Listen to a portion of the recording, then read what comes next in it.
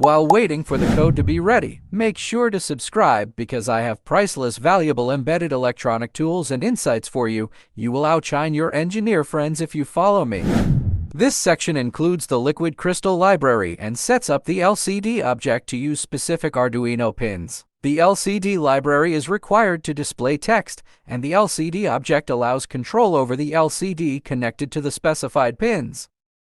The second section is responsible for detecting signal pulses and calculating the frequency. It checks if the signal pin is high, indicating the start of a pulse, and records the time using millis. When the signal goes low, it calculates the pulse duration and uses this value to compute the frequency in hertz. The calculation divides 1000 milliseconds in a second by the average pulse duration, providing a measure of how many pulses occur per second. The calculated frequency is displayed on the second line of the LCD at position 9, updating every 100 milliseconds. The 4 in print frequency, 4 ensures the frequency is displayed with 4 decimal places for better precision. Be careful when you are done with the program. You should first compile it, then load it on the Arduino board. This project is simulated on a website called pbx.com. And there we go. Don't forget to subscribe for more simple yet powerful embedded electronics projects.